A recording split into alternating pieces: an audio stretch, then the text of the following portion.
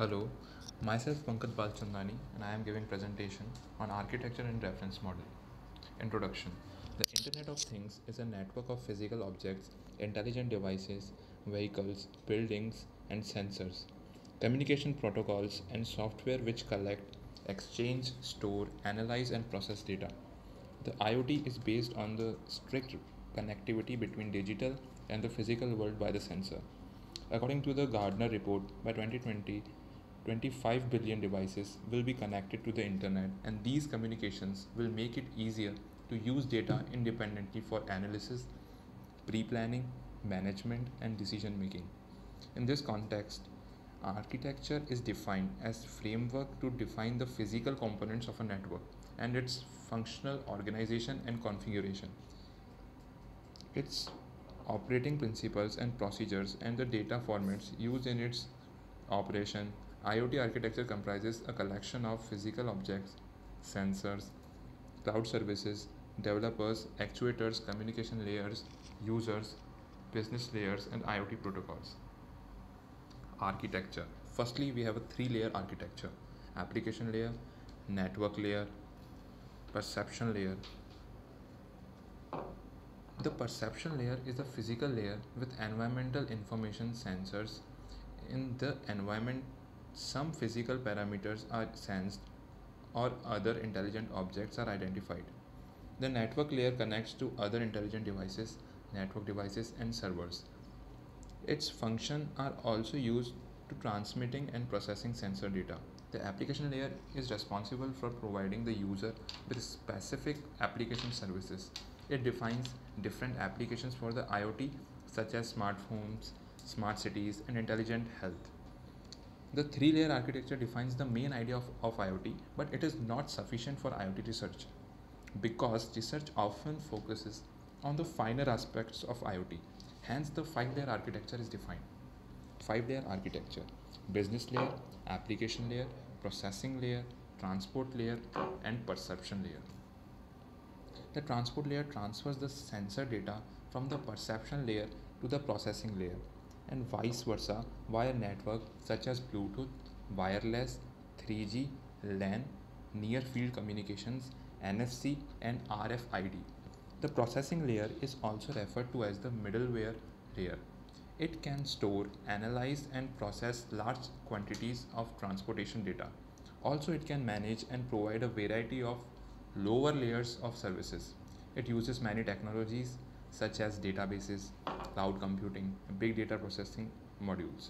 The entire IoT system is managed by business layer, including applications, business and business models, and user privacy. Now, reference model. Now we have a diagram showing the cycle of the reference model. The IoT reference model aims to establish a common grounding and a common language for IoT architectures and IoT systems. It consists of the submodels. The yellow arrows show how concepts and aspects of one model are used as the basis of another. Firstly, we have a IoT domain model from which concepts explicitly modeled and represented in IoT systems. This is IoT information model. Now, the information handled by the functional components, these are IoT functional model, and in which we have a SECFG and a COMMFG, which have IoT communication model, which are IoT trust, security, and privacy model, which are directly related with the concepts as foundation of functional groups. The foundation of the IoT reference model is the IoT domain model, which introduces the main concept of Internet of Things like devices, IoT services, and virtual entities, and it also introduces relations between these concepts. The abstraction, a level of IoT domain model, has been chosen in such a way that its concepts are independent of specific technologies and use cases.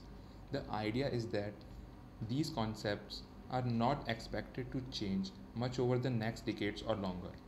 Based on the IoT domain model, the IoT information model has been developed. It defines the structure, example, relations, and attributes of IoT related information in an IoT system on a conceptual level without discussing how it would be represented. The information pertaining to those concept of IoT domain model is modeled, which is explicitly gathered, stored, and processed in an IoT system. Example about devices, IoT services, and IoT entities. Representational state transfer. What is representational state transfer?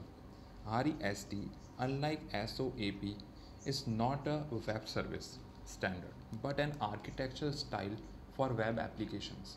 REST was devised by Roy Fielding in his doctoral dissertation.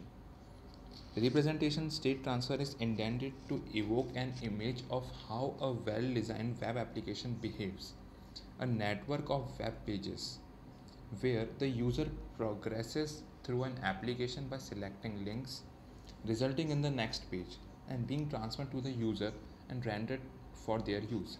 REST is not a standard or protocol. REST is an architectural design which we use in IoT. REST makes use of existing web standards that are HTTP, URL, XML, JSON, MIME types.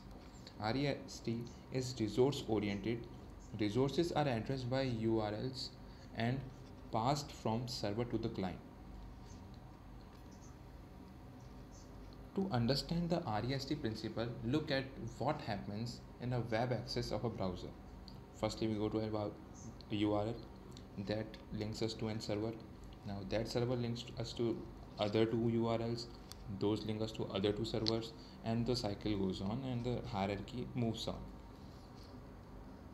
And it is how we are related to the resources. And in between we have tutorials, slides, white papers, etc. The client changes state according to the URL it selects. The client references a web resource using a URL. The web server returns the representation of the resource in the form of an HTML document. The resource places the client into a new state. The user clicks on the link in the source, which results in another resource access. The new resource places the client in a new state. REST is based on existing web www HTTP principles and protocols. Resources, application state, and functionality are abstracted into resources. Addressability of resources. Every resource is uniquely addressable using hyperlinks. Uniform interface for accessing resources. All resources share a uniform interface for the transfer of state between client and resource, consisting of a constrained set of well-defined operations and a constrained set of content types. Now we have uniform resource identifier.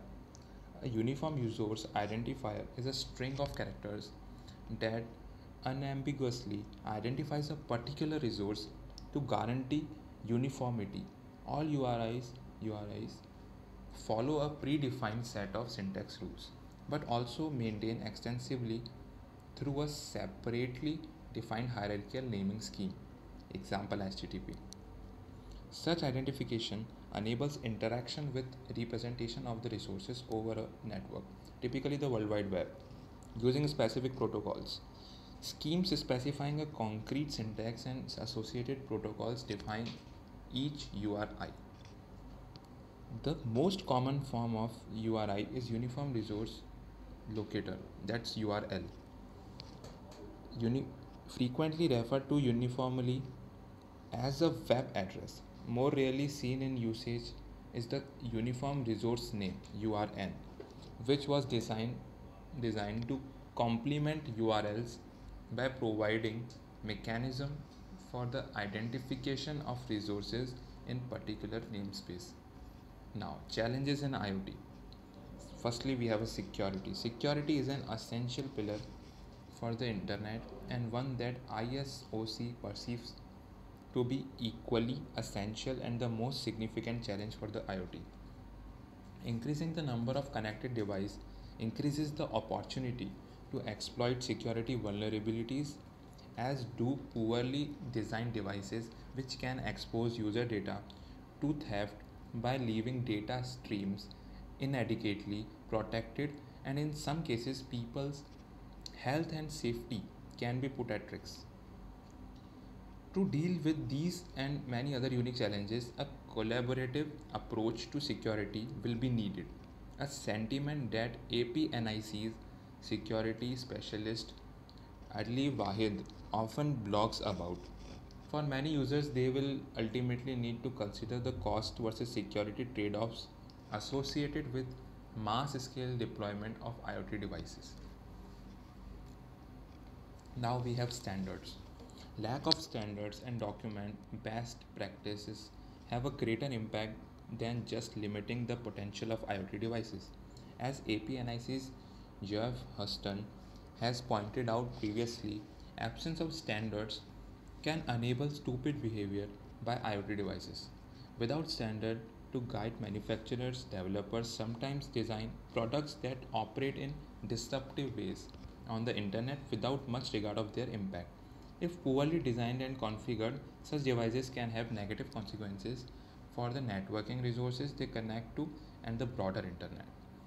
Add to this the difficulties with managing and configuring layer numbers of IoT devices, the need for thoughtful design and standardization of configuration tools, methods, and interfaces, coupled with the adoption of IPv6, will be essential in the future. Now, regulation. Like privacy, there are a wide range of regulatory and legal questions surrounding the IoT, which need thoughtful consideration. Legal issues with IoT devices include cross border data flow, conflict between law enforcement, surveillance, and civil rights, data retention and destruction policies, and legal liability for unintended uses, security breaches, or privacy lapses.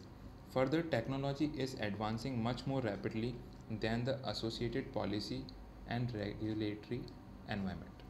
Regulatory analysis of IoT devices is increasingly being viewed from a general, technology neutral perspective legal lens, which seeks to prevent unfair or deceptive practices against consumers.